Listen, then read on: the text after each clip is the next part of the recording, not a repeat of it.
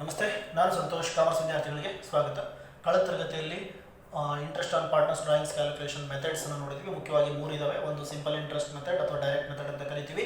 ಎರಡನೇದು short cut method ಅಥವಾ average period method ಅಂತ ಕರಿತೀವಿ. ಇದನ್ನು ಬಿಟ್ಟರೆ ಮೂರನೇ ಮೆಥಡ್ ಅನ್ನು ನಾನು ಪ್ರಾಡಕ್ಟ್ ಮೆಥಡ್ ಅಂತ ಹೇಳಿದ್ದೆ. ಅದರಲ್ಲಿ ಮೊದಲನೇ ಮೆಥಡ್ ಅನ್ನು ನಾವು ಲಾಸ್ಟ್ ಕ್ಲಾಸಲ್ಲೇ ಎಕ್ಸ್ಪ್ಲನೇಷನ್ ನೋಡ್ಬಿಟ್ಟಿದ್ದೀವಿ, ಹೇಗೆ ಕ್ಯಾಲ್ಕುಲೇಷನ್ ಮಾಡೋದು ಅಂತ. ಮತ್ತು ಅದನ್ನು ಎಕ್ಸಾಮಿನೇಷನ್ ಕೇಳೋದಿಲ್ಲ, ಹಾಗಾಗಿ ನಾವು ಅದ್ರ ಬಗ್ಗೆ ಹೆಚ್ಚಿನದಾಗಿ ಅಭ್ಯಾಸ ಮಾಡೋ ಅವಶ್ಯಕತೆ ಇಲ್ಲ ಮತ್ತು ಈಸಿ ಇದೆ, ತಿಳ್ಕೊಂಡ್ಬಿಡ್ಬೋದು. ಅದನ್ನು ಎಕ್ಸಾಮಿನೇಷನ್ ಕೇಳುವಂಥದ್ದು ಸೆಕೆಂಡ್ ಮೆಥಡ್ ಇಂದ ಕೇಳ್ತಾರೆ. ಅದೇ ಯಾವುದು? ಶಾರ್ಟ್ ಕಟ್ ಮೆಥಡ್ ಅಥವಾ ಅವರೇಜ್ ಪೀರಿಯಡ್ ಮೆಥಡ್ ಅಂತ ಹೇಳಿ ಕರಿತೀವಿ. Okay, so short cut method ಅಥವಾ ಅವರೇಜ್ ಪೀರಿಯಡ್ ಮೆಥಡ್ ಅಂತಂದ್ರೆ ಏನು, ಯಾವಾಗ ಇದನ್ನು ನಾವು ಬಳಸ್ತೀವಿ ನೋಡಿ. Under the short cut method or average period method, the interest on drawings is going to be calculated with the help of a formula. A small formula we are going to use to calculate interest on drawings under average period method. ಈ average period method ಅಲ್ಲಿ ಹೆಚ್ಚಿನ risk ನ ತಗೊಳ್ಳಿದಂಗೆ, ನಾವು ಅಂದ್ರೆ ಹೆಚ್ಚಿನದಾಗಿ lengthy problem ಮಾಡ್ಕೊಳ್ಳಿದಂಗೆ ಒಂದೇ ಒಂದು ಎರಡು ಮೂರು ಸ್ಟೆಪ್ ಅಲ್ಲಿ ಈಸಿಯಾಗಿ ಆನ್ಸರ್ ಅನ್ನ ಫೈಂಡ್ ಔಟ್ ಮಾಡ್ತೀವಿ. ಒಂದು ಸಣ್ಣ ಫಾರ್ಮುಲಾವನ್ನ ಬಳಸ್ತೀವಿ. ಬಳಸ್ಬಿಟ್ಟು ನಾವೇನ್ ಮಾಡ್ತಾ ಹೋಗ್ತೀವಿ, ಇಂಟ್ರೆಸ್ಟ್ ಆನ್ ಡ್ರಾಯಿಂಗ್ಸ್ ಅನ್ನ ಫೈಂಡ್ ಔಟ್ ಮಾಡ್ತೀವಿ. ಓಕೆ, ಆದರೆ ಎಲ್ಲ ಸಂದರ್ಭದಲ್ಲೂ ಈ ಮೆಥಡನ್ನು ನಾವು ಬಳಸೋದಕ್ಕೆ ಬರಲ್ಲ. ಇಂಟ್ರೆಸ್ಟ್ ಆನ್ ಡ್ರಾಯಿಂಗ್ಸನ್ನು ಕ್ಯಾಲ್ಕುಲೇಷನ್ ಮಾಡ್ಕೋಬೇಕಾದ್ರೆ ಪಾರ್ಟ್ನರ್ಸ್ ಡ್ರಾಯಿಂಗ್ಸ್ ಮಾಡುವಂಥ ವಿಧಾನಕ್ಕೆ ಕೆಲವು ಕಂಡೀಷನ್ಸ್ ಇದ್ದಾವೆ. ಆ ಕಂಡೀಷನ್ಸ್ನ ಪ್ರಕಾರ ಪಾರ್ಟ್ನರ್ ಡ್ರಾಯಿಂಗ್ ಮಾಡಿದರೆ ಮಾತ್ರ ಈ ಮೆಥಡನ್ನು ಬಳಸ್ಬೋದು. ಬೇರೆ ರೀತಿಯಲ್ಲಿ ಡ್ರಾಯಿಂಗ್ಸ್ ಮಾಡಿದ್ರೆ ಈ method short cut method use ಮಾಡೋಕ್ಕೆ ಬರಲ್ಲ. ಅದನ್ನು ಬೇರೆ ಪ್ರಾಡಕ್ಟ್ ಮೆಥಡ್ ಪ್ರಕಾರ ಕಂಡುಹಿಡಿತೀವಿ. ಹಾಗಾದರೆ ಏನು ಕಂಡೀಷನ್ಸ್ ಇದೆ ಈ ಮೆಥಡನ್ನು ನಾವು ಯೂಸ್ ಮಾಡಬೇಕಾಗುತ್ತೆ ಪ್ರಾಬ್ಲಮ್ನಲ್ಲಿ, ಯಾವಾಗ ಬಳಸ್ಬೋದು ಈ ಮೆಥಡನ್ನು ಪ್ರಾಬ್ಲಮ್ನಲ್ಲಿ ಅಂತಂದರೆ, this method is used when the partner made drawings amount uniformly throughout the year continuously with equal intervals. ಅಂದರೆ ಅದರ ಅರ್ಥ, ಈ ಮೆಥಡನ್ನು ನಾವು ಯಾವಾಗ ಬಳಸ್ತೀವಿ ಪ್ರಾಬ್ಲಮ್ನಲ್ಲಿ ಅಂತಂದರೆ, ಯಾವಾಗ ಈ ಮೆಥಡನ್ನು ಯೂಸ್ ಮಾಡೋಕ್ಕೆ ಬರುತ್ತೆ ಅಂತಂದರೆ, ಒಬ್ಬ ಪಾರ್ಟ್ನರು ಪ್ರತಿ ಸರಿನೂ ಡ್ರಾಯಿಂಗ್ಸ್ ಮಾಡುವಂಥ ಅಮೌಂಟು ಸೇಮ್ ಇರಬೇಕು, ಈಕ್ವಲ್ ಇರಬೇಕು, ಯೂನಿಫಾರ್ಮ್ ಇರಬೇಕು. ಅಂದರೆ ಅದರ ಅರ್ಥ, ಫಾರ್ ಎಕ್ಸಾಂಪಲ್ ಪಾರ್ಟ್ನರ್ ಎ ಅಂತ ತಿಳ್ಕೊಳ್ಳೋಣ. ಪಾರ್ಟ್ನರ್ ಎ ಈತ ಪಾರ್ಟ್ನರು ಡ್ರಾಯಿಂಗ್ಸ್ ಅಮೌಂಟನ್ನು ಮಾಡ್ತಾನೆ. ಅಮೌಂಟನ್ನು ಇವನು ಡ್ರಾಯಿಂಗ್ಸ್ ಮಾಡ್ಬೇಕಾದ್ರೆ ಪ್ರತಿ ತಿಂಗಳು ಎವ್ರಿ ಮಂತ್ 5,000 ತಗೊಳ್ತೀನಿ ಅಂತ ನಿರ್ಧಾರ ಮಾಡ್ತಾನೆ. ಹಾಗಾದರೆ ಒಂದು ಸರ್ತಿ 5,000 ತಗೊಂಡ್ರೆ ಬಿಸ್ನೆಸ್ನಿಂದ ಪರ್ಸನಲ್ ಯೂಸಿಗೆ ಪ್ರತಿ ತಿಂಗಳು 5,000 ತಗೋಬೇಕು. ಯಾವ ಕಾರಣಕ್ಕೂ ಆ ಅಮೌಂಟನ್ನು ಬದಲಾಯಿಸೋ ಹಾಗಿಲ್ಲ. ಈ ಕಂಡೀಷನ್ ಇದ್ರೆ ಮಾತ್ರ ಈ ಮೆಥಡನ್ನು ಬಳಸಬಹುದು. ಮೊದಲನೇ ಕಂಡೀಷನ್ ನೆನ್ಪಿಟ್ಕೊಳ್ಳಿ, ಏನು? ಈಕ್ವಲ್ ಅಮೌಂಟ್ ಆಫ್ ಡ್ರಾಯಿಂಗ್ಸ್ ಇರಬೇಕು, ಚೇಂಜ್ ಮಾಡಬಾರ್ದು. ಓಕೆ, ನೆಕ್ಸ್ಟ್ ಏನಿರಬೇಕು ಅಂತಂದ್ರೆ, the interval between first drawings and the second drawings. ಮೊದಲನೇ ಡ್ರಾಯಿಂಗ್ಸಿಗೂ ಮತ್ತು ಎರಡನೇ ಡ್ರಾಯಿಂಗ್ಸಿಗೂ ಮತ್ತು ಮೂರನೇ ಡ್ರಾಯಿಂಗ್ಸಿಗೂ ಮತ್ತು ನಾಲ್ಕನೇ ಡ್ರಾಯಿಂಗ್ಸಿಗೂ ಕಂಟಿನ್ಯೂಯಸ್ ಆಗಿ ಡ್ರಾಯಿಂಗ್ಸ್ ಮಾಡ್ತಾ ಇದ್ರೆ ಅದರ ಗ್ಯಾಪು ಒಂದು ಸರ್ತಿಗೂ ಮತ್ತು ಇನ್ನೊಂದು ಸರ್ತಿಗೂ ಮಾಡಿರೋ ಡ್ರಾಯಿಂಗ್ಸು ಈಕ್ವಲ್ ಇರಬೇಕಾಗುತ್ತೆ, ಸಮ ಇರಬೇಕು. ಅಂದರೆ ಪ್ರತಿ ತಿಂಗಳು ಇವನು ತಗೊಂಡ್ರೆ ನೆಕ್ಸ್ಟ್ ಡ್ರಾಯಿಂಗ್ಸಿಗೆ ಒಂದು ತಿಂಗಳು ಗ್ಯಾಪೇ ಇರಬೇಕಾಗುತ್ತೆ. ಸೊ ಫಾರ್ ಎಕ್ಸಾಂಪಲ್ ಪಾರ್ಟ್ನರ್ ಎಗೆ ಪ್ರತಿ ತಿಂಗಳು ಅಮೌಂಟ್ ತಗೊಳ್ಳುವಂತಹ ಅಭ್ಯಾಸ ಇರುತ್ತೆ. ಹಾಗಾಗಿ ಇಲ್ಲಿ ಎರಡು ಸಂದರ್ಭ ಬರುತ್ತೆ. ಒಬ್ಬ ಪಾರ್ಟ್ನರು ಪ್ರತಿ ತಿಂಗಳಿಗೆ ಒಂದ್ಸರಿ ಡ್ರಾಯಿಂಗ್ಸ್ ಅಮೌಂಟನ್ನು ಮಾಡ್ತಾನೆ, ಅಥವಾ ಇನ್ನೊಂದು ಒಬ್ಬ ಪಾರ್ಟ್ನರು ಪ್ರತಿ 3 ತಿಂಗಳಿಗೆ ಒಂದ್ಸರಿ ಡ್ರಾಯಿಂಗ್ಸನ್ನು ಮಾಡ್ತಾನೆ. ಕ್ವಾರ್ಟರ್ಲಿ ಅಂತ ಕರಿತೀವಿ. ಈ ಕ್ವಾರ್ಟರ್ಲಿ ಪ್ರಾಬ್ಲಮ್ ಬಗ್ಗೆ ಈಗ ಬೇಡ, ನೆಕ್ಸ್ಟ್ ಕ್ಲಾಸಲ್ಲಿ ನೋಡೋಣಂತೆ. ಈಗ ಒಂದು ಅಸಂಪ್ಷನ್ ಇಟ್ಕೊಳ್ಳೋಣ. ಪಾರ್ಟ್ನರ್ ಎ ಅನ್ನೋಂಥವ್ನು ಏನು ಮಾಡಿದಾನೆ, ಬಿಸ್ನೆಸ್ನಿಂದ ಅಮೌಂಟ್ ತಗೊಳ್ತಾನೆ, ಈಕ್ವಲ್ ಅಮೌಂಟ್ ತಗೊಳ್ತಾನೆ. ಇದನ್ನು ಇವನು 5,000 ಸಾವಿರನೇ ತಗೊಳ್ತಾನೆ, ಪ್ರತಿ ತಿಂಗಳು ತಗೊಳ್ತಾನೆ. ಮತ್ತು ಎವ್ರಿ ಮಂತ್ ಯಾವಾಗ ತಗೊಳ್ತಾನೆ, 3 ಕಂಡೀಷನ್ ಇದ್ದಾವೆ. ಯಾವಾಗ ಬೇಕಾದರೂ ತಗೋಬಹುದು ಆ ಮನುಷ್ಯ. At the beginning of each month ತಗೋಬಹುದು, ಅಥವಾ at the end of each month ತಗೋಬಹುದು, ಅಥವಾ at the middle of each month ತಗೋಬಹುದು. ಅಂದರೆ at the beginning of each month ಅಂತಂದರೆ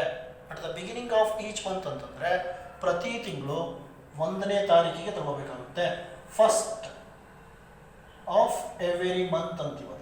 ಫಸ್ಟ್ ಆಫ್ ಎವರಿ ಮಂತ್ ಪ್ರತಿ ತಿಂಗಳು 1ನೇ ತಾರೀಕಿಗೆ ತಗೋಬೇಕು. ಸೇ ಫಾರ್ ಎಕ್ಸಾಂಪಲ್ ಏಪ್ರಿಲ್ 1ನೇ ತಾರೀಕಿಗೆ ಅವ್ನು ಡ್ರಾಯಿಂಗ್ಸ್ ಮಾಡಿದ್ದಾನೆ ಅಂತಂದರೆ ನೆಕ್ಸ್ಟ್ ಡ್ರಾಯಿಂಗ್ಸ್ ಯಾವಾಗ ಆಗಬೇಕು, ಮೇ 1ನೇ ತಾರೀಕಿಗೆ ಆಗಬೇಕು. Next June 1, next July 1. ಪ್ರತಿ ತಿಂಗಳು ತಗೋಬೇಕು. ಪ್ರತಿ ತಿಂಗಳು ಒಂದೇ ಅಮೌಂಟ್ ಇರಬೇಕು. ಪ್ರತಿ ತಿಂಗಳು ಒಂದೇ ಡೇಟ್ಗೆ ಡ್ರಾಯಿಂಗ್ಸ್ ಮಾಡಬೇಕು. ಮತ್ತು ಅದೇ ತಿಂಗಳಲ್ಲೇ ಒಂದ್ಸರಿ 1ನೇ ತಾರೀಕು ತಗೊಳ್ತೀನಿ, ಇನ್ನೊಂದ್ಸರಿ 30ನೇ ತಾರೀಕು ತಗೊಳ್ತೀನಿ ಅನ್ನೋಕ್ಕೆ ಬರಲ್ಲ. ಡೇಟ್ ಕೂಡ ಚೇಂಜ್ ಮಾಡೋಗಿಲ್ಲ. ಅದು ಆಗ ಮಾಡಲಿಲ್ಲ ಅಂದ್ರೇ ಅದು ಈಕ್ವಲ್ ಇಂಟರ್ವಲ್ ಬರೋದು. ಡೇಟ್ ಚೇಂಜ್ ಮಾಡಿಬಿಟ್ರೆ ಈಕ್ವಲ್ ಇಂಟರ್ವಲ್ಸ್ ಬರಲ್ಲ. ಇಂಟರ್ವಲ್ ಅಂದರೆ ಗ್ಯಾಪ್, ಒಂದು ತಿಂಗಳಿಗೂ ಮತ್ತು ಇನ್ನೊಂದು ತಿಂಗಳಿಗೂ, ಒಂದು ಡ್ರಾಯಿಂಗ್ಸಿಗೂ ಇನ್ನೊಂದು ಡ್ರಾಯಿಂಗ್ಸಿಗೂ ಇರುವಂಥ ಗ್ಯಾಪ್ನ ಈಕ್ವಲ್ ಇಂಟರ್ವಲ್ಸ್ ಅಂತ ಕರಿತೀವಿ. ಸಮ ಇರಬೇಕು ಎಲ್ಲವೂ ಕೂಡ. ಹಾಗಿದ್ರೆ ಮಾತ್ರ ನಾವು ಶಾರ್ಟ್ಕಟ್ ಮೆಥಡ್ ಅಥವಾ ಆವರೇಜ್ ಪೀರಿಯಡ್ ಮೆಥಡನ್ನು ಯೂಸ್ ಮಾಡಿ ಫಾರ್ಮುಲಾವನ್ನು ಪ್ರಾಬ್ಲಮನ್ನು ಆನ್ಸರ್ ಮಾಡೋದಕ್ಕೆ ಬರುತ್ತೆ. ಇಲ್ಲ ಅಂತಂದರೆ ನಮಗೆ ಬರಲ್ಲ, ಬೇರೆ ಮೆಥಡ್ ಬಳಸಬೇಕಾಗುತ್ತೆ. ಓಕೆ, ಅರ್ಥ ಆಯ್ತಲ್ವಾ? Beginning, end and middle of each month ಅದ್ರ ಪ್ರಕಾರನೇ ಅವ್ರು ತಗೋಬೇಕಾಗುತ್ತೆ. ಹಾಗಾದರೆ ಬಿಗಿನಿಂಗ್ ಆಫ್ ಈಚ್ ಮಂತ್ ಅಂದರೆ ಫಸ್ಟ್ ಆಫ್ ಎವ್ರಿ ಮಂತ್, ಪ್ರತಿ ತಿಂಗಳು 1ನೇ ತಾರೀಕು ಡ್ರಾಯಿಂಗ್ಸ್ ಮಾಡೋದು.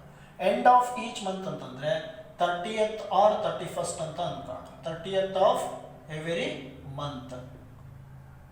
ಕೆಲವು ತಿಂಗಳಲ್ಲಿ 31 ಬರುತ್ತೆ, ಫೆಬ್ರವರಿನಲ್ಲಿ 28 ಬರುತ್ತೆ, ಒಟ್ಟು ಎಂಡ್ ಆಫ್ ಈಚ್ ಮಂತ್ ಅಂತ ತಗೊಳ್ತೀವಿ. At the middle of each month, middle of each month ಅಂತಂದರೆ ಒಂದು ತಿಂಗಳಿನಲ್ಲಿ 30 ದಿವಸ ಇರುತ್ತೆ. ಆ 30 ದಿವಸದಲ್ಲಿ 1ನೇ ತಾರೀಕಿಗೂ ಅಲ್ಲ, 30ನೇ ತಾರೀಕಿಗೂ ಅಲ್ಲ. ಒಬ್ಬ ಪಾರ್ಟ್ನರು ಪ್ರತಿ ತಿಂಗಳು ಮಧ್ಯದಲ್ಲಿ ತಗೊಳ್ತಾನೆ, ತಿಂಗಳು ಮಧ್ಯದಲ್ಲಿ. ಅಂದರೆ 15th ಆಫ್ ಎವ್ರಿ ಮಂತ್, ಪ್ರತಿ ತಿಂಗಳು 15ನೇ ತಾರೀಕು ಡ್ರಾಯಿಂಗ್ಸ್ ಮಾಡ್ತೀನಿ ಅಂತ ಅವ್ನು ನಿರ್ಧಾರ ಮಾಡಿದ್ರೆ ಆ ರೀತಿಯಲ್ಲೂ ಮಾಡ್ಬೋದು. ಆದರೆ ಕೊನೆ ತನಕ 15ನೇ ತಾರೀಕಿಗೆ ಡ್ರಾಯಿಂಗ್ಸ್ ಮಾಡಬೇಕು. So 15th of every month. Okay, ಇದನ್ನು ನಾವೇನಂತೀವಿ ಯೂನಿಫಾರ್ಮ್ ವಿತ್ಡ್ರಾನ್ ಅಂತ ಹೇಳ್ಬಿಟ್ಟು ಕರಿತೀವಿ. ಪ್ರತಿ ಸರಿನೂ ಹಾಗೆ ತಗೊಳ್ಳೋವಂಥದ್ದು. ನೆನಪಿರಲಿ, ಈ ಡೇಟ್ಗಳು ಬಿಟ್ಟರೆ ಬೇರೆ ಇನ್ಯಾವುದು ಕೇಳಲ್ಲ ನಿಮಗೆ ಎಕ್ಸಾಮಿನೇಷನ್ಗೆ. ಮಂತ್ಲಿ ಡ್ರಾಯಿಂಗ್ಸನ್ನು ಮಾಡಿದಾಗ 1 ಇಯರ್ಲಿ ಕ್ಯಾಲ್ಕುಲೇಷನ್ ಮಾಡಬೇಕಾದ್ರೆ, ಇಂಟ್ರೆಸ್ಟ್ ಆನ್ ಡ್ರಾಯಿಂಗ್ಸನ್ನು 1 ಇಯರ್ಲಿ ಕ್ಯಾಲ್ಕುಲೇಷನ್ ಮಾಡಬೇಕಾದ್ರೆ ಈ 3 ಡೇಟಲ್ಲಿ ಮಂತ್ಲಿ ಡ್ರಾಯಿಂಗ್ಸಲ್ಲಿ ಯಾವುದಾದ್ರೂ ಒಂದು ಕೇಳ್ತಾನೆ ಎಕ್ಸಾಮಿನೇಷನಲ್ಲಿ. ಫಾರ್ಮುಲಾ ಮಾತ್ರ ಒಂದೇ, ಇದಕ್ಕೂ ಫಾರ್ಮುಲಾ ಒಂದೇ. ಮಂತ್ಲಿ ಡ್ರಾಯಿಂಗ್ಸ್ ಮಾಡಿದ್ರು ಒಂದೇ, ಕ್ವಾರ್ಟರ್ಲಿ ಡ್ರಾಯಿಂಗ್ಸ್ ಮಾಡಿದ್ರು ಒಂದೇ. ಬಟ್ ಸಣ್ಣ ಪುಟ್ಟ ವ್ಯತ್ಯಾಸ ಆಗುತ್ತೆ. ಪ್ರಾಬ್ಲಮನ್ನು ನೋಡೋಣ ಅದೇನು ಅಂತ. ಅರ್ಥ ಆಯ್ತಲ್ವಾ? ಬಿಗಿನಿಂಗ್ ಆಫ್ ಎವ್ರಿ ಮಂತ್ ಅಂದರೆ ಪ್ರತಿ ತಿಂಗಳು 1ನೇ ತಾರೀಕು, ಎಂಡ್ ಆಫ್ ಎವ್ರಿ ಮಂತ್ ಅಂದರೆ 30ನೇ ತಾರೀಕು, ಮಿಡಲ್ ಆಫ್ ಎವ್ರಿ ಮಂತ್ ಅಂದರೆ 15ನೇ ತಾರೀಕು. ಇದು ಮಂತ್ ಅಂದರೆ ಮಂತ್ಲಿ ಡ್ರಾಯಿಂಗ್ಸ್ ಅಂತ ಹೇಳ್ಬಿಟ್ಟು ಅರ್ಥ. ಕ್ಲಿಯರ್? ಓಕೆ. ಇನ್ನು when fixed amount is withdrawn quarterly ಅಂತ ಇದೆ. ಕ್ವಾರ್ಟರ್ಲಿ ಅಂತಂದರೆ 3 months ಒನ್ಸ್ ಅಂತ, 3 ತಿಂಗಳಿಗೆ ಒಂದ್ಸರಿ ತಗೊಳ್ತಾರೆ ಡ್ರಾಯಿಂಗ್ಸ್ ಅಮೌಂಟ್ ಪಾರ್ಟ್ನರ್ಸ್. ಅಂದರೆ ಈಗ ತಗೊಂಡ್ರೆ ಮತ್ತೆ 3 ತಿಂಗಳು ಬಿಟ್ಟೆ ತಗೊಳ್ಳೋದು, ಮಧ್ಯದಲ್ಲಿ ಎಲ್ಲೂ ತಗೊಳ್ಳೋದು. ಅದಾದಮೇಲೆ ನೆಕ್ಸ್ಟ್ 3 ತಿಂಗಳು ಬಿಟ್ಟೆ ತಗೊಳ್ಳೋದು. ಬಟ್ ಇದ್ರ ಬಗ್ಗೆ ಡೀಟೇಲ್ಸ್ ಈಗ ಬೇಡ. ಇದನ್ನು ಈ ಪ್ರಾಬ್ಲಮ್ ಕಲ್ತ ಮೇಲೆ ನಾವು ನೆಕ್ಸ್ಟ್ ಕಾನ್ಸೆಪ್ಟಲ್ಲಿ ಅದನ್ನು ನಾನು ನಿಮಗೆ ಹೇಳ್ತೀನಿ. ಈಗ ಸದ್ಯಕ್ಕೆ ಇದನ್ನು ತೆಗೆದಾಕ್ಬೇಡ. ಓಕೆ, ಈಗ ನಮ್ಮ ಪ್ರಕಾರ ಯಾವ್ದು ಉಳ್ಕೊಳ್ತಾಗಾದ್ರೆ when fixed amount is withdrawn every month. ಇಲ್ಲಿ ಗಮನಿಸಿ, ಫಿಕ್ಸೆಡ್ ಅಮೌಂಟ್ ಅಂತ ಇಲ್ಲೇ ಇದೆ. ಅಂದರೆ ಅಮೌಂಟನ್ನು ಹೆಚ್ಚು ಕಡಿಮೆ ಡ್ರಾಯಿಂಗ್ಸ್ ಮಾಡೋಂಗಿಲ್ಲ. ಒಂದು ಸರ್ತಿ ಎಷ್ಟು ತಗೊಳ್ತಾರೋ ಕೊನೆ ತನಕ ಅಷ್ಟೇ ತಗೋಬೇಕು partners throughout the year. Monthly ಅಂದಮೇಲೆ ಮಂತ್ಲಿನೇ ತಗೋಬೇಕು, 1 ತಿಂಗಳು ಬಿಡೋಂಗಿಲ್ಲ. ಮತ್ತು 1 ತಿಂಗಳಿಗೆ ಒಂದೇ ಸರ್ತಿ ತಗೋಬೇಕು. ಅರ್ಥ ಆಗ್ತಿದೆ ಅಲ್ವಾ? 2-3 ಸರ್ತಿ ಡ್ರಾಯಿಂಗ್ಸ್ ಮಾಡೋಂಗಿಲ್ಲ. Clear? Every month equal interval ಬರುತ್ತೆ. ಈಗ ಇವು 3ಕ್ಕೂ ಸಂಬಂಧಪಟ್ಟ ಹಾಗೆ ಒಂದು ಎಕ್ಸಾಂಪಲನ್ನು ನೋಡೋಣಂತೆ.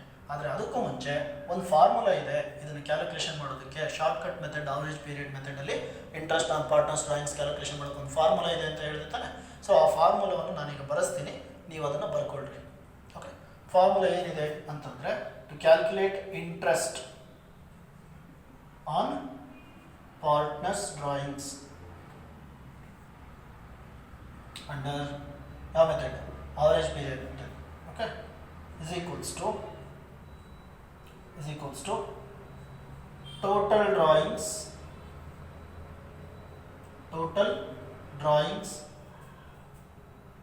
into rate ಅಂತಂದರೆ interest, into rate into average period.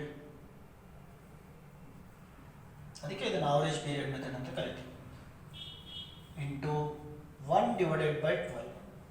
ಅಂದರೆ ಆವರೇಜ್ ಪೀರಿಯಡ್ ಮೇಲೆ ನಾವು ಮಾಡಿದ್ಮೇಲೆ ಕೊನೆಗೆ ಏನು ಮಾಡ್ತೀವಿ ಅಂತಂದರೆ ಎಲ್ಲ ಡ್ರಾಯಿಂಗ್ಸನ್ನು ಆನ್ ಆನ್ ಆವರೇಜ್ 1 month ಅಂತೇಳಿ ಫೈನಲೈಸೇಷನ್ ಮಾಡ್ತೀವಿ. 12ರಲ್ಲಿ ಪ್ರತಿ ತಿಂಗಳು ತೊಗೊಂಡಾಗ ಏನಾಗುತ್ತೆ ಅನ್ನೋವಂಥದ್ದು. ಇದು ಸ್ಟ್ಯಾಂಡರ್ಡ್ ಫಾರ್ಮುಲಾ. ಯಾವ ಮೆಥಡಲ್ಲಿ? ಶಾರ್ಟ್ಕಟ್ ಮೆಥಡ್ ಅಥವಾ ಆವರೇಜ್ ಪೀರಿಯಡ್ ಮೆಥಡಲ್ಲಿ ಇದನ್ನು ಒಂದು ಕಡೆ ಬರೆದಿಟ್ಕೊಂಡ್ಬಿಡಿ ಎಲ್ಲಾದ್ರೂ. Interest on partner drawings under average period method. Formula ಏನಿದೆ? Total drawings into rate into average period into 1/12. ಈ 1/12 ಯಾವಾಗಲೂ ಫಿಕ್ಸೆಡ್, ಚೇಂಜ್ ಆಗಲ್ಲ. ಅರ್ಥ ಆಗ್ತಿದೆ ಅಲ್ವಾ? ಓಕೆ, ಯಾವಾಗಲೂ ಚೇಂಜ್ ಆಗಲ್ಲ ಇದು. ಸೊ 1/12 ಅಂಥೇಳಿ ನಾವು ಫೈನಲೈಸೇಷನ್ ಮಾಡ್ಕೊಳ್ತೀವಿ. ಇದು ಫಾರ್ಮುಲಾ ನಾವು ಬಳಸುವಂತಹದ್ದು ಆವರೇಜ್ ಪೀರಿಯಡ್ ಮೆಥಡ್ಗೆ. ಮತ್ತೆ ಹೇಳ್ತಾ ಇದ್ದೀನಿ, ಇದನ್ನು ಕಲಿಲೇಬೇಕು. ನೀವು ನೆನಪಿಟ್ಟುಕೊಂಡ್ರೆ ಮಾತ್ರ ಎಕ್ಸಾಮಿನೇಷನ್ಗೆ ಮಾಡೋದಕ್ಕೆ ಸಾಧ್ಯ. ಓಕೆ, ಇದು ಯಾವುದಿದ್ರೂ ಅಷ್ಟೇ, ಮಂತ್ಲಿ ಇದ್ದರೂ ಅಷ್ಟೇ ಫಾರ್ಮುಲಾ ಸೇಮು, ಕ್ವಾರ್ಟರ್ಲಿ ಇದ್ದರೂ ಅಷ್ಟೇ formula same, beginning of month ಇದ್ದರೂ ಅಷ್ಟೇ, ಎಂಡ್ ಆಫ್ ಮಂತ್ ಇದ್ದರೂ ಅಷ್ಟೇ, ಮತ್ತು ಮಿಡಲ್ ಆಫ್ ಮಂತ್ ಇದ್ದರೂ ಅಷ್ಟೇ. ಫಾರ್ಮುಲಾ ಮಾತ್ರ ಯಾವ ಕಾರಣಕ್ಕೂ ಚೇಂಜ್ ಆಗಲ್ಲ, ಸೇಮ್ ಇರುತ್ತೆ. ಸರಿನಾ? ಓಕೆ, ಈಗ ಎಲ್ಲಿ ಅಂಕಿ ಸಂಖ್ಯೆಗಳು ಬದಲಾಗ್ತವೆ ಅಂಥೇಳಿ ನಾವು ನೋಡೋಣಂತೆ. Clear? Okay, suppose at the beginning of each month ಇತ್ತು ಅಂತ ಅಂದ್ಕೊಳ್ಳೋಣ ಟೋಟಲ್ ಡ್ರಾಯಿಂಗ್ಸ್. ಈ ಟೋಟಲ್ ಡ್ರಾಯಿಂಗ್ಸಲ್ಲಿ ಫೈಂಡ್ ಔಟ್ ಮಾಡುವಂಥ ಅಮೌಂಟ್ ಏನೂ ಚೇಂಜ್ ಆಗಲ್ಲ, ರೇಟ್ ಚೇಂಜ್ ಆಗಲ್ಲ, ಆದರೆ ಆವರೇಜ್ ಪೀರಿಯಡ್ಡು ಬದಲಾವಣೆ ಆಗುತ್ತೆ.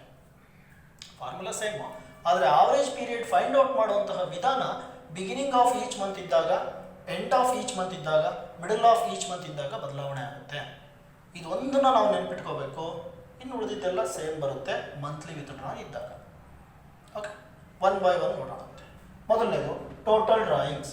ಟೋಟಲ್ ಡ್ರಾಯಿಂಗ್ಸನ್ನು ಫೈಂಡ್ ಔಟ್ ಮಾಡೋದು ಹೇಗೆ? ಫಾರ್ಮುಲಾ ಏನೋ ಅಷ್ಟೇ, ಆದರೆ ಟೋಟಲ್ ಡ್ರಾಯಿಂಗ್ಸ್ ಏನು ಪ್ರಾಬ್ಲಮ್ನಲ್ಲಿ ಕೊಟ್ಟಿರಲ್ಲ, ನಾವು ಫೈಂಡ್ ಔಟ್ ಮಾಡ್ಕೋಬೇಕು. ಟೋಟಲ್ ಡ್ರಾಯಿಂಗ್ಸ್ ಪ್ರಾಬ್ಲಮ್ನಲ್ಲಿ ಇರಲ್ಲ, ನಾವೇ ಮಾಡ್ಕೋಬೇಕು. ಅದಕ್ಕೆ note number 1, how to find out total drawings ಅನ್ನೋದಕ್ಕೆ amount into number of times withdrawn, number of times withdrawn ಅನ್ನುವಂಥದ್ದು. Rate, you don't bother about that, it is given in the problem only. Percentage of interest. And third, average period. Average period depends how the partner withdrawn money, means in which date he has withdrawn the money. For example, beginning of month ಇದ್ರೆ 12 plus 1 by 2 ಮಾಡಿಬಿಟ್ಟು 6.5 months ಬರೀತೀವಿ answer. End of ಮಂತ್ಗೆ withdraw ಮಾಡಿದರೆ 5.5 months ಅಂತ ಬರೀತೀವಿ answer. ಏನನ್ನ average ಪೀರಿಯಡನ್ನು. Okay, suppose middle of each month ಇದ್ದರೆ 6 months ಅಂತ ಬರೀತೀವಿ.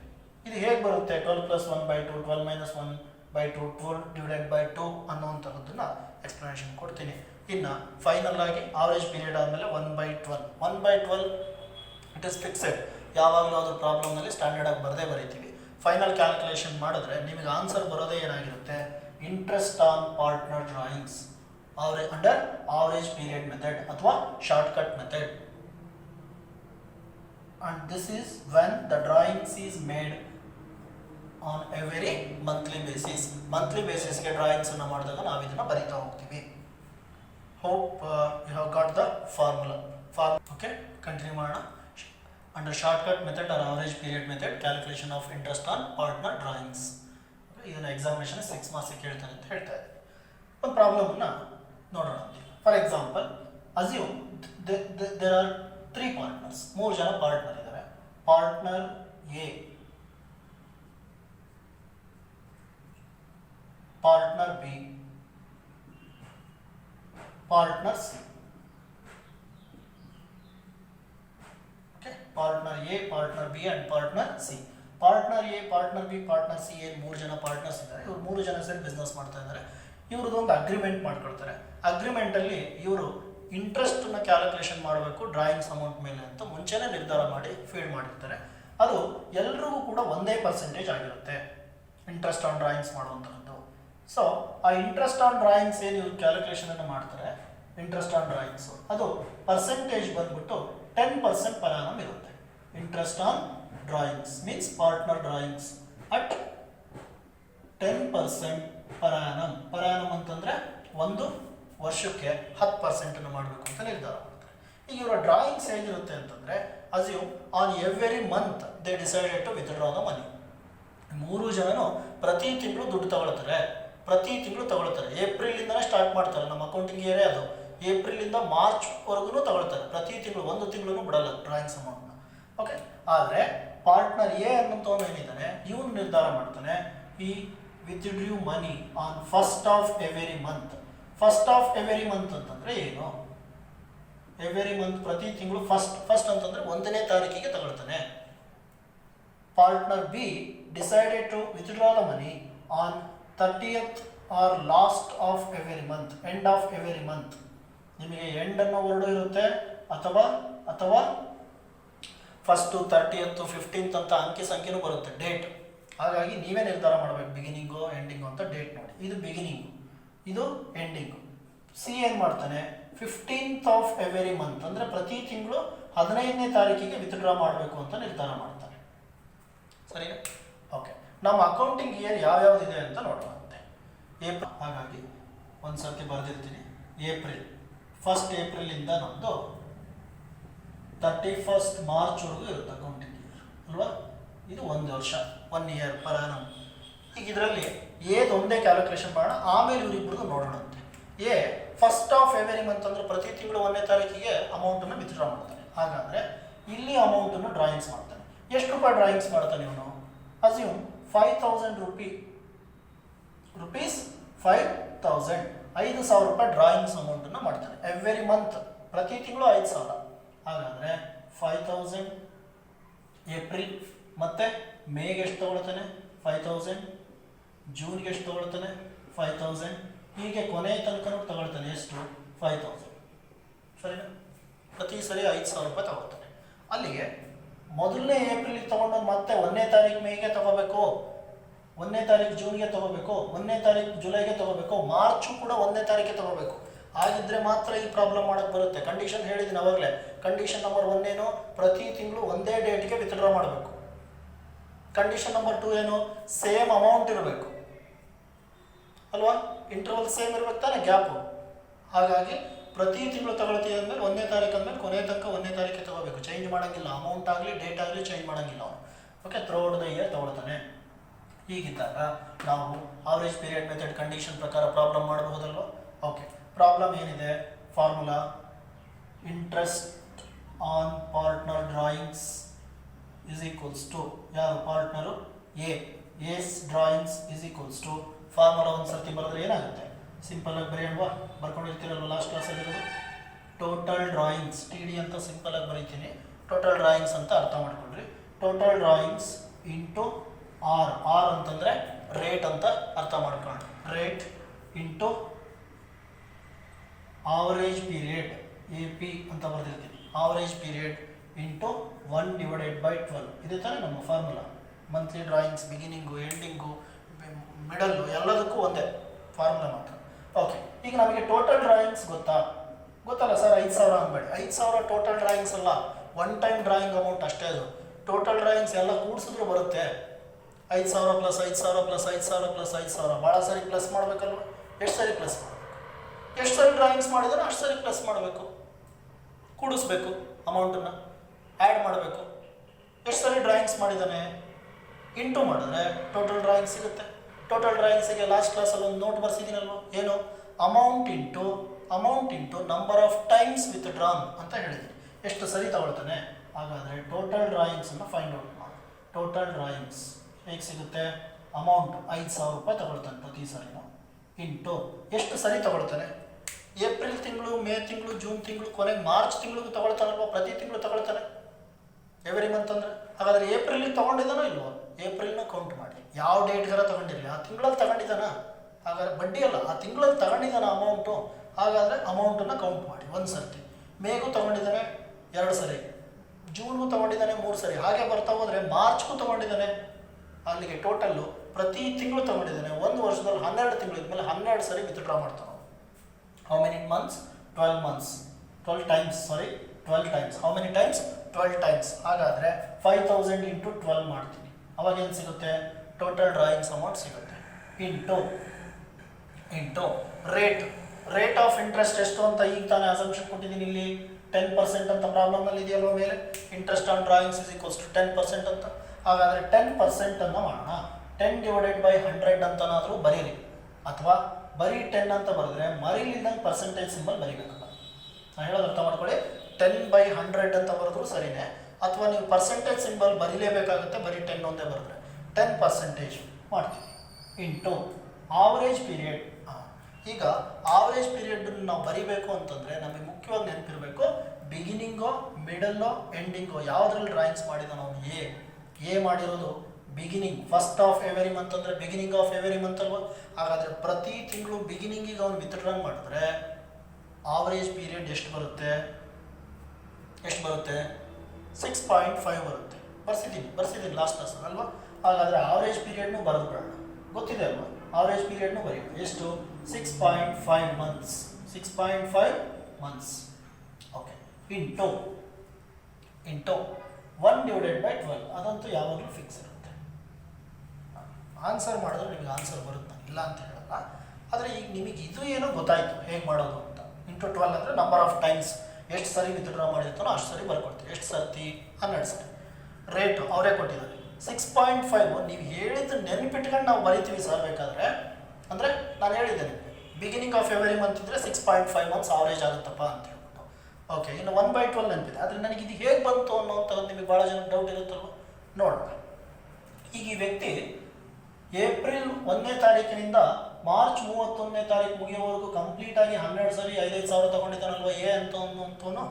ಆದರೆ ಇವನು ಆವರೇಜ್ ಪೀರಿಯಡನ್ನ ಹೇಗೆ ಕ್ಯಾಲ್ಕುಲೇಷನ್ ಮಾಡ್ಕೊಳ್ತೀವಿ? ಫಸ್ಟ್ ಆಫ್ ಎವರಿ ಮಂತ್ ಇದ್ದರೆ ಒಂದು ಫಾರ್ಮುಲಾ ಇದೆ ಅಲ್ವಾ, ಏನದು?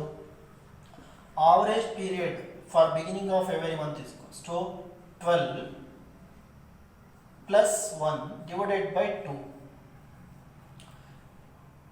is equals to 13/2 is equals to 6.5 months. ಇದೇ ತಾನೇ ನಾನು ಲಾಸ್ಟ್ ಇದರಲ್ಲಿ ಬರ್ಸಿರೋದು ನಿಮಗೆ.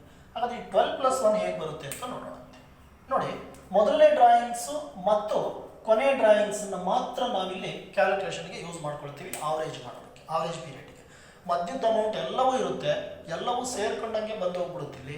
ನಮಗಿಲ್ಲಿ ಇಂಪಾರ್ಟೆಂಟ್ ಏನಂತಂದರೆ first withdrawal of the date and last withdrawal of the date and its outstanding interest period is to be considered.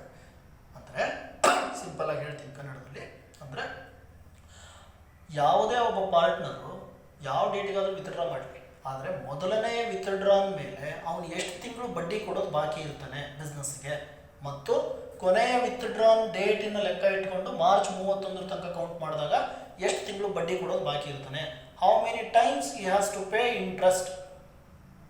The interest period outstanding is going to be calculated to obtain average period. Average period ಬರಬೇಕು ಅಂದರೆ ಎಷ್ಟು ತಿಂಗಳು ಬಡ್ಡಿ ಬಾಕಿ ಇದೆ ಅಂತ ನೋಡ್ತೀವಿ. ಎಲ್ಲವನ್ನೂ ನೋಡಲ್ಲ, first withdrawal and last withdrawal ಯಾವತ್ತಿದೆ ಅಂತ ನೋಡ್ತೀವಿ. ಪ್ರತಿ ತಿಂಗಳು 1ನೇ ತಾರೀಕು ತೊಗೊಂಡವನು ಫಸ್ಟ್ ಏಪ್ರಿಲಿಗೆ ತೊಗೊಂಡಿದ್ದಾನಲ್ವ. ಹಾಗಾದರೆ ಈ ಅಮೌಂಟ್ ಮೇಲೆ ಮಾರ್ಚ್ 31 ಬರೋವರೆಗೂ ಈ ವ್ಯಕ್ತಿ ಈ ಅಮೌಂಟ್ ಮೇಲೆ ಮಾತ್ರ 5,000 ರೂಪಾಯಿ ಎಷ್ಟು ತಿಂಗಳು ಬಡ್ಡಿ ಕಟ್ಟಬೇಕು? ಮ್ಯಾಕ್ಸಿಮಮ್ ಏಪ್ರಿಲ್ 1ನೇ ತಾರೀಕು ತೊಗೊಂಡಿದ್ದಾನೆ ಅಂದಮೇಲೆ ಎಲ್ಲ ತಿಂಗಳು ಆದಮೇಲೆ ಅವಾಗೂ ಬಡ್ಡಿ ಕಟ್ಟಬೇಕಲ್ವಾ. ಏಪ್ರಿಲ್ 1ನೇ ತಾರೀಕು ತೊಗೊಂಡಿರೋದ್ರಿಂದ ಏಪ್ರಿಲ್ದು ಬಡ್ಡಿ ಕಟ್ಟಬೇಕು, ಮೇದು ಬಡ್ಡಿ ಕಟ್ಟಬೇಕು, ಜೂನ್ದು ಬಡ್ಡಿ ಕಟ್ಟಬೇಕು. ಕೊನೆಗೆ ಮಾರ್ಚ್ 31ಗೆ ನಮ್ಮ ಅಕೌಂಟಿಂಗ್ ಇಯರ್ ಮುಗಿಯೋದ್ರಿಂದ ಇವರ ಕೊನೆಯ ವಿತ್ಡ್ರಾಯಲ್ ಯಾವತ್ತಿರುತ್ತೆ? 1 ಮಾರ್ಚಿಗೆ ಇರುತ್ತಲ್ವ, 1 ಮಾರ್ಚ್. ಹಾಗಾದರೆ ಮಾರ್ಚ್ ತಿಂಗಳಲ್ಲಿ ವಿತ್ಡ್ರಾ ಮಾಡಿದ್ರೆ ಇನ್ನು ಮಾರ್ಚ್ ಮುಗಿಯೋಕ್ಕೆ 30 ದಿವಸ ಬಾಕಿ ಇದೆ ತಾನೆ. ಹಾಗಾಗಿ ಅದ್ರ ಮೇಲೂ 1 ತಿಂಗಳು ಬಡ್ಡಿ ಕಟ್ಟಬೇಕು. ಸೊ ಲಾಂಗೆಸ್ಟ್ ಅಂತಂದರೆ, ಅತಿ ಹೆಚ್ಚು ಅಂತಂದರೆ, ಮ್ಯಾಕ್ಸಿಮಮ್ ಅಂತಂದರೆ 12 ತಿಂಗಳು ಬಡ್ಡಿ ಕಟ್ಟಬೇಕು. ಸರಿಯಾ? ಶಾರ್ಟೆಸ್ಟ್ ಅಂತಂದರೆ ಕೊನೆಯ ಡ್ರಾಯಿಂಗ್ಸ್ ಮೇಲೆ 1 ತಿಂಗಳು ಬಡ್ಡಿ ಕಟ್ಟಬೇಕು. ಹಾಗಾದರೆ ಇಡೀ 1 ವರ್ಷದಲ್ಲಿ ನಮಗಿರೋದೇ 12 ತಿಂಗಳು, ಕ್ಯಾಲೆಂಡರ್ ಸಿಗೋದೇ 12 ತಿಂಗಳು, ಅಕೌಂಟಿಂಗ್ ಇಯರ್ ಸಿಗೋದೇ 12 ತಿಂಗಳು, ಏಪ್ರಿಲಿಂದ ಮಾರ್ಚ್ವರೆಗೂ. ಅದ್ಯಾವುದು ಎಕ್ಸ್ಟ್ರಾ ಅಂತಂದರೆ ನೋಡಿ, ಮ್ಯಾಕ್ಸಿಮಮ್ ಅಂತಂದರೆ 12 ತಿಂಗಳು ಬಡ್ಡಿ ಕಟ್ತಾನೆ, ಪ್ಲಸ್ 1 ತಿಂಗಳು ಎಕ್ಸ್ಟ್ರಾ ಕಟ್ತಾನೆ ಅವನು ಬಡ್ಡಿಗೆ, ಅಂದರೆ ಲಾಸ್ಟ್ ವಿತ್ಡ್ರಾಯಲ್ ಮೇಲೆ. ಆದರೆ ಮ್ಯಾಕ್ಸಿಮಮ್ ಅಂತಂದರೆ 13 ತಿಂಗಳು ಬಡ್ಡಿ ಕಟ್ತಾನಲ್ವ ಅವನು, 13 ತಿಂಗಳು ಬಡ್ಡಿ ಕಟ್ತಾನೆ. ಆ 13 ತಿಂಗಳು ಬಡ್ಡಿ ಕಟ್ಟೋದನ್ನು ಡಿವೈಡೆಡ್ ಬೈ 2 ಇದು ಫಿಕ್ಸ್, ಇದು ಆವರೇಜ್ ಮಾಡಿಕೊಂಡ್ರೆ 6.5 ಮಂತ್ಸ್ ಅಂತ ಬರುತ್ತೆ. ಓಕೆ, ಸೊ ಮ್ಯಾಕ್ಸಿಮಮ್ ಇರೋದೇ 1 ವರ್ಷದಲ್ಲಿ 12 ತಿಂಗಳು, 12 ತಿಂಗಳು ಬಡ್ಡಿ ಕಟ್ತಾನೆ. ಏಪ್ರಿಲ್ 1ರಿಂದ ಮೊದಲನೇ ಡ್ರಾಯಿಂಗ್ಸ್ ಮೇಲೆ ಮಾರ್ಚ್ 31 ಬರೋ ತನಕ ಇದ್ರ ಮೇಲೆ ಸಪ್ರೇಟಾಗಿ ಮಾಡಿ ಒಂದ್ಸರಿ. ಮತ್ತು ಅದೇ ವ್ಯಕ್ತಿ ಕೊನೆಯ ಡ್ರಾಯಿಂಗ್ಸ್ ಮಾಡಿರೋದ್ರ ಮೇಲೆ ಮಿನಿಮಮ್ ಅಂತಂದ್ರೂ, ಕನಿಷ್ಠ ಅಂದ್ರೂ, ಅತಿ ಕಡಿಮೆ ಅಂದ್ರೆ 1 ತಿಂಗಳು ಬಡ್ಡಿ ಕಟ್ತಾನೆ. ಹಾಗಾದರೆ 12 ತಿಂಗಳು ಮ್ಯಾಕ್ಸಿಮಮ್ಮು ಪ್ಲಸ್ 1 ತಿಂಗಳು ಮಿನಿಮಮ್, ಲಾಂಗೆಸ್ಟ್ ಪ್ಲಸ್ ಶಾರ್ಟೆಸ್ಟ್ ಅಂತ ಕರಿತೀವಿ ಇದನ್ನು. ಅವೆರಡನ್ನು ಕೂಡಿಸ್ಕೊಂಡು ಡಿವೈಡೆಡ್ ಬೈ 2 ಮಾಡಿದ್ರೆ ಬರೋದೆ ಆವರೇಜ್ ಪೀರಿಯಡ್. 13/2 ಮಾಡಿದ್ರೆ 6.5 ಬರುತ್ತೆ. ಆ 6.5 ಮಂತ್ಸ್ನ ಇಲ್ಲಿ ಬರೀತೀವಿ. ಇದು ಹೇಗೆ ಬಂತು ಅಂತ ಅರ್ಥ ಆಯ್ತಲ್ವ?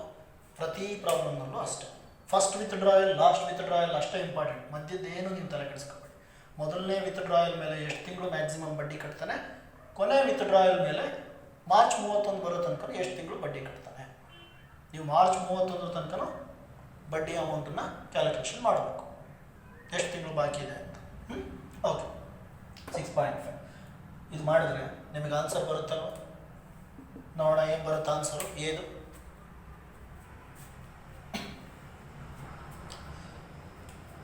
5,000 × 12 60,000.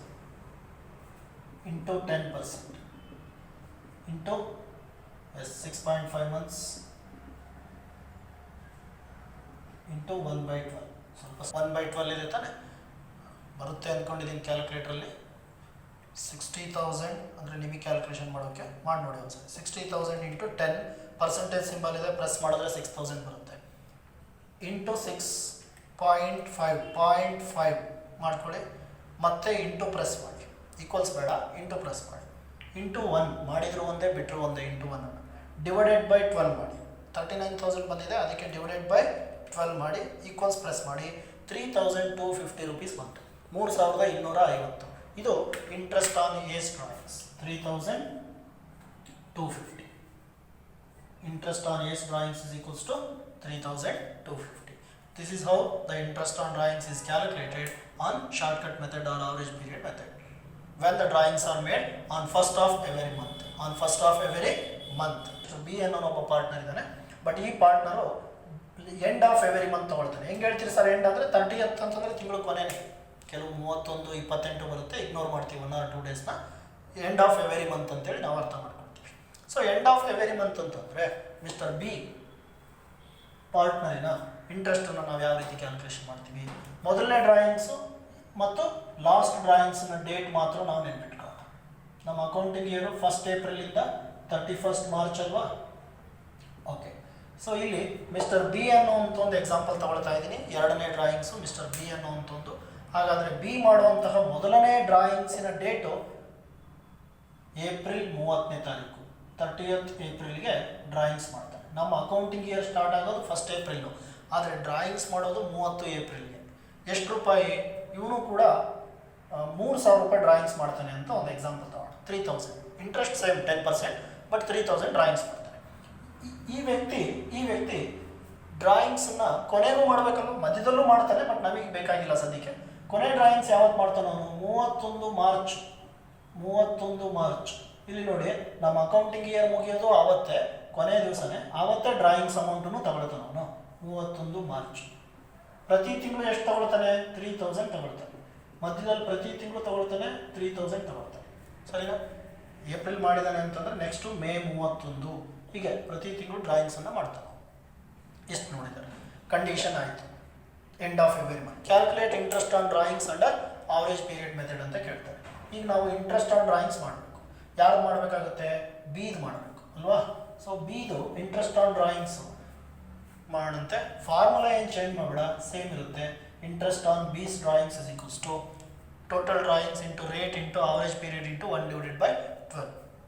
ಓಕೆ, ಟೋಟಲ್ ಡ್ರಾಯಿಂಗ್ಸ್ 3,000 ತಗೊಂಡಿದ್ದಾನಲ್ಲ ಅಮೌಂಟು, 3,000 ಇಂಟು ಇವನು ಏಪ್ರಿಲ್ ತಿಂಗಳಲ್ಲಿ ದುಡ್ಡು ತಗೊಂಡಿಲ್ವೋ? ಯಾವ ಡೇಟ್ಗಾರ ತಗೊಂಡಿದ್ದಾನೆ. ಏಪ್ರಿಲ್, ಮೇ, ಜೂನ್, ಜುಲೈ ಪ್ರತಿ ತಿಂಗಳು ತಗೊಳ್ತಾನಲ್ವ?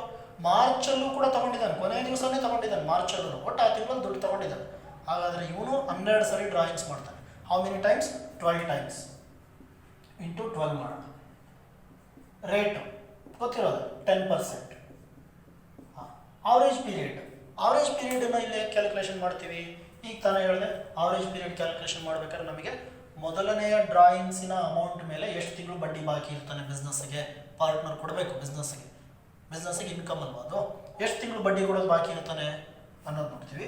ಕೊನೆ ಡ್ರಾಯಿಂಗ್ಸ್ ಮೇಲೆ ಎಷ್ಟು ತಿಂಗಳು ಬಡ್ಡಿ ಬಾಕಿ ಇರ್ತಾನೆ ಅಂತ ನೋಡ್ತೀವಿ. ಅಂದರೆ longest period interest outstanding plus shortest period interest outstanding divided by 2 ಮಾಡಿದ್ರೆ ಆಯಿತು. ಬಟ್ ಇಡೀ ವರ್ಷದಲ್ಲಿರೋದು 12 ತಿಂಗಳು ನಮಗೆ ಅಲ್ವಾ? ಮಂತ್ಸ್ ಮಾತ್ರ. ಈಗ ಅತಿ ಹೆಚ್ಚು ಅಂತಂದರೆ 30 ಏಪ್ರಿಲಿಗೆ ಅವನು ಡ್ರಾಯಿಂಗ್ಸ್ ಮಾಡಿದಾನಲ್ವ ಪಾರ್ಟ್ನರು? ಯಾವತ್ತು? 30 ಏಪ್ರಿಲ್ಗೆ ಡ್ರಾಯಿಂಗ್ಸ್ ಮಾಡಿದ್ದಾನೆ. ಆದರೆ 30 ಏಪ್ರಿಲ್ಗೆ ಡ್ರಾಯಿಂಗ್ಸ್ ಮಾಡಿದ್ದಾನೆ ಅಂತಂದರೆ ಏಪ್ರಿಲ್ ತಿಂಗಳು ಬಡ್ಡಿ ಕಟ್ಟಬೇಕೋ ಬೇಡವೋ? ಕಟ್ಟೋ ಅವಶ್ಯಕತೆ ಇಲ್ಲ. ಯಾಕೆ ಅಂತಂದರೆ ಏಪ್ರಿಲ್ ಕೊನೆ ದಿನ ಡ್ರಾಯಿಂಗ್ಸ್ ಮಾಡಿದ್ದಾನೆ ಅಂತಂದರೆ ಆ ತಿಂಗಳು ಮುಗಿದೋದ್ಮೇಲೆ ಡ್ರಾಯಿಂಗ್ಸ್ ಮಾಡಿದಾನಲ್ವ? ಸೊ ಏಪ್ರಿಲ್ ತಿಂಗಳು ಬಡ್ಡಿ ಕಟ್ಟಲ್ಲ, ಕೈ ಬಿಟ್ಬಿಡ್ತಾನೆ. ಆ ತಿಂಗಳಲ್ಲಿ ದುಡ್ಡು ತಗೊಂಡಿದ್ರು ಆ ತಿಂಗಳು ಬಡ್ಡಿ ಕಟ್ಟಲ್ಲ. ಯಾಕೆಂತಂದರೆ 30ನೇ ತಾರೀಕು, 1ನೇ ತಾರೀಕಾಗಿದ್ದರೆ ಇನ್ನೂ 30 ದಿವಸ ಇತ್ತು ಆ ತಿಂಗಳು ಮುಗಿಯೋಕ್ಕೆ, ಹಾಗಾಗಿ ಬಡ್ಡಿ ಕಟ್ಟಿಸ್ಕೊಳ್ತಾ ಇದ್ವಿ. ಈಗ ಅದು ಮುಗಿದೋಯ್ತಲ್ವ ತಿಂಗಳು, ಹಾಗಾಗಿ ಬಡ್ಡಿ ಕಟ್ಟಲ್ಲ. ಏಪ್ರಿಲಿಂದ ಮ್ಯಾಕ್ಸಿಮಮ್ ಅಂತಂದರೆ ಮಾರ್ಚ್ 31 ಬರೋವರೆಗೂ ಎಷ್ಟು ತಿಂಗಳು ಬಡ್ಡಿ ಕಟ್ತಾನೆ? ಏನಿಲ್ಲ, 12 ತಿಂಗಳಲ್ಲಿ 1 ತಿಂಗಳು ಬಡ್ಡಿ ಕಟ್ಟಲ್ಲ ಅಂದರೆ 11 ತಿಂಗಳು ಕಟ್ಟಲೇಬೇಕಲ್ವ.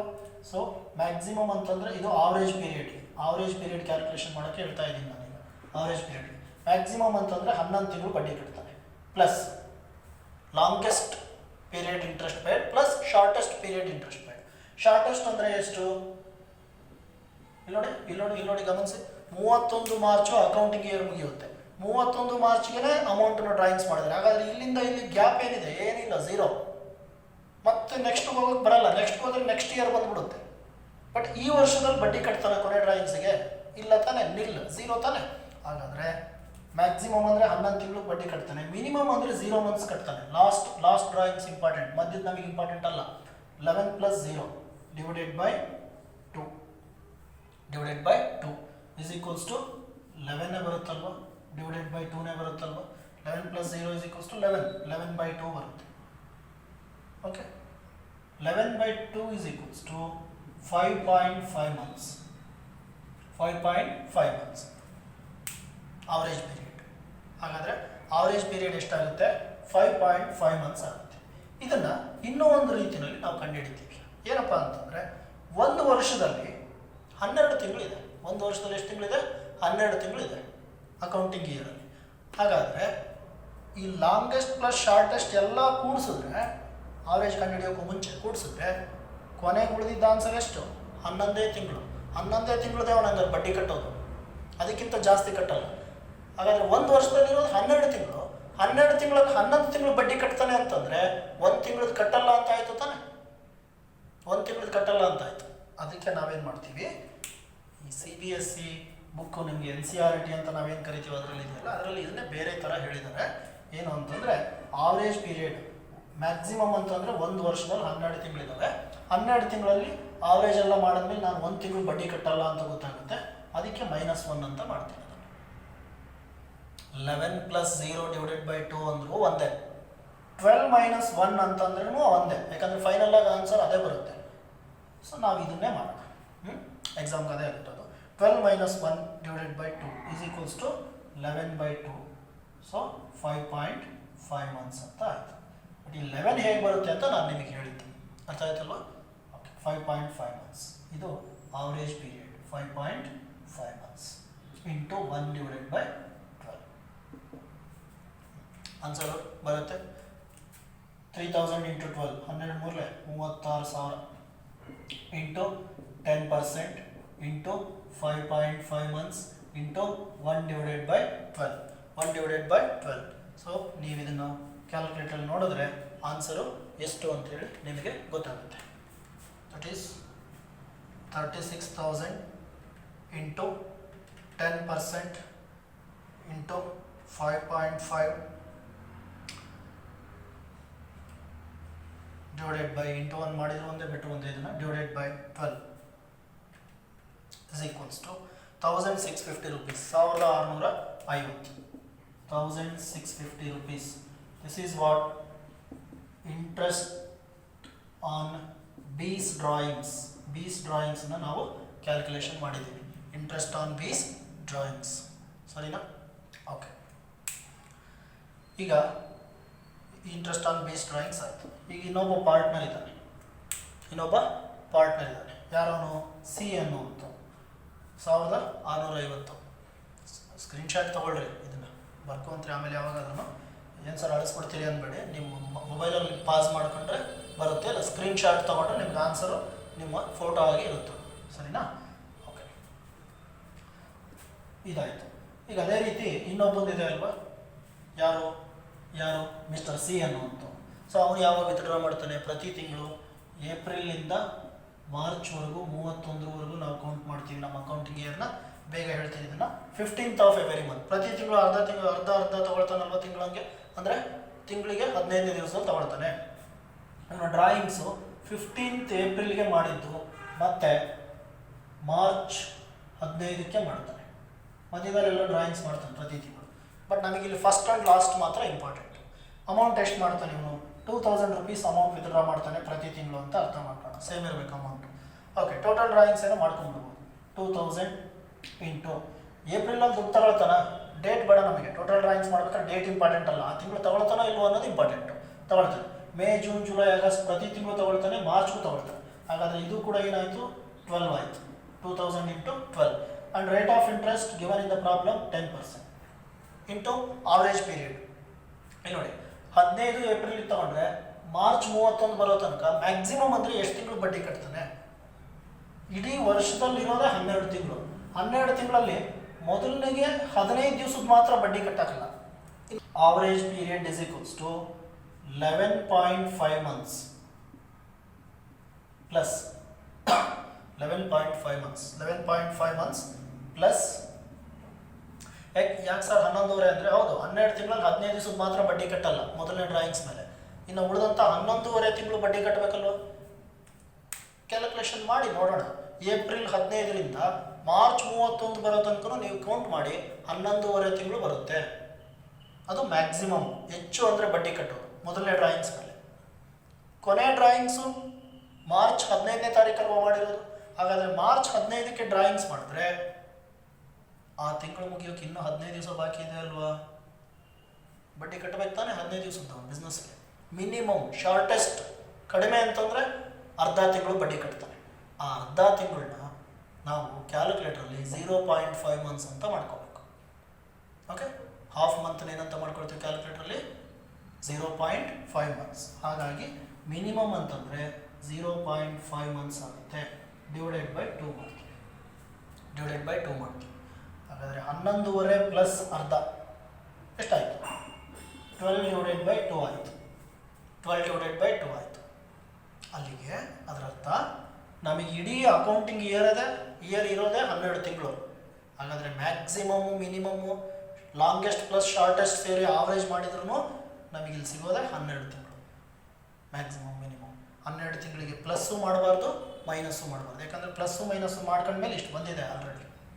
ಅದಕ್ಕೆ ಆವ್ರೇಜ್ ಪೀರಿಯಡಲ್ಲಿ ನಾವೇನು ಮಾಡ್ತೀವಿ, ಇಲ್ಲಿ 12 ಡಿವೈಡೆಡ್ ಬೈ 2 ಮಾತ್ರ ಮಾಡ್ತೀವಿ, ಬೇರೆ ಇನ್ನೇನು ಮಾಡಲ್ಲ. 6 ಮಂತ್ಸ್ ಬರುತ್ತೆ ಆವ್ರೇಜ್ ಪೀರಿಯಡ್. ಸೊ ಇಲ್ಲಿ ಆನ್ಸರಲ್ಲಿ 6 ಮಂತ್ಸನ್ನು ನಾವು ಬರ್ಕೊಳ್ತೀವಿ. ಆವ್ರೇಜ್ ಪೀರಿಯಡಲ್ಲಿ ಎಷ್ಟು? 6 ಮಂತ್ಸ್ ಇಂಟು 1/12. 6 ಮಂತ್ಸ್ ಹೇಗೆ ಬಂತು ಅಂತ ಗೊತ್ತಾಯ್ತಲ್ವ ಮಿಡಲ್ ಇದ್ದರೆ? ಓಕೆ, ಸೊ ಆನ್ಸರ್ ನಿಮ್ದು ಏನು ಬರುತ್ತೆ? ಮೊದಲನೇದು ಇದು 24,000 ಆಯಿತು, into 10% into 6 months into 1/12. Okay, 24,000 into 10% into 6 into 1 ಮಾಡ್ಬೋದು ಬಿಡ್ಬೋದು ಅಂತ ಹೇಳಿದ್ದೀನಿ. Divided by 12. 1,200 rupees. 1,200 rupees is what? Interest on C's drawing. C alva you know. So interest on C's drawings. Interest on C's drawings is equals to 1,200 rupees per annum. Under which method? Average period method. Clear? So ಈ ರೀತಿಯಲ್ಲಿ ನಾವು ಪ್ರಾಬ್ಲಮ್ಸನ್ನು ಮಾಡ್ತೀವಿ. Beginning, ending, middle of every month. ಏನು change ಆಯ್ತು ಹೇಳಿ ಇಲ್ಲಿ? Average period change ಆಗ್ತಾ ಬಂತು. ಬಿಗಿನಿಂಗ್ ಇದ್ದರೆ 6.5, ಓಕೆ, ಎಂಡಿಂಗ್ ಇದ್ದರೆ 5.5, ಮಿಡಲ್ ಆಫ್ ಎವ್ರಿ ಮಂತ್ ಇದ್ದರೆ 6. ಇದೆಲ್ಲ ಹೇಗೆ ಬರುತ್ತೆ ಅನ್ನೋದನ್ನು ಇಷ್ಟೊತ್ತು ಎಕ್ಸ್ಪ್ಲನೇಷನ್ ಮಾಡಿದ್ದೀನಿ. ಒಂದಲ್ಲ ಅಂದರೆ 2 ಸರ್ತಿ ನೋಡಿ ಈ ವಿಡಿಯೋಸನ್ನು. ಓಕೆ, ನಿಮ್ಗೆ ಅರ್ಥ ಆಗಿರುತ್ತೆ. ನೆಕ್ಸ್ಟ್ ಈ ವಿಡಿಯೋಸನ್ನು ನೋಡಿದ್ದಾದಮೇಲೆ ನೀವು ಇದನ್ನು ಪೋಸ್ಟ್ ಮಾಡ್ತೀನಿ ಅಂದಮೇಲೆ, ಇದನ್ನು ಪೋಸ್ಟ್ ಮಾಡಾದಮೇಲೆ ಇಮ್ಮಿಡಿಯೇಟಾಗಿ ಪ್ರಾಬ್ಲಮನ್ನು ನಾನೇ ಹೋಮ್ವರ್ಕ್ ಕೊಡ್ತೀನಿ. ನಿಮ್ಮ ವಾಟ್ಸಪ್ ಗ್ರೂಪಲ್ಲಿ ಹೋಮ್ವರ್ಕ್ ಪ್ರಾಬ್ಲಮನ್ನು ನಾನು ಪೋಸ್ಟ್ ಮಾಡ್ತೀನಿ. ಅದನ್ನು ನೀವು ಆನ್ಸರ್ ಮಾಡೋದಕ್ಕೆ ಟ್ರೈ ಮಾಡಿ. ಅದನ್ನು ನೆಕ್ಸ್ಟ್ ಕ್ಲಾಸಲ್ಲಿ ನಾನೇ ಎಕ್ಸ್ಪ್ಲನೇಷನ್ ಕೊಡ್ತೀನಿ. ಇವನ್ನಿನ್ನೂ ಮಾಡಿಸೋಣ ಪ್ರಾಬ್ಲಮ್ಸನ್ನು, ಸರಿನಾ? ಓಕೆ, ಫಾರ್ಮುಲಾ ಎಲ್ಲ ಬರ್ಕೊಂಡಿದ್ದೀನಿ ಅಂತ ಅಂದ್ಕೊಂಡಿದ್ದೀನಿ. ಇಷ್ಟನ್ನು ಕೂಡ ಟ್ರೈ ಮಾಡಿ. Thank you very much.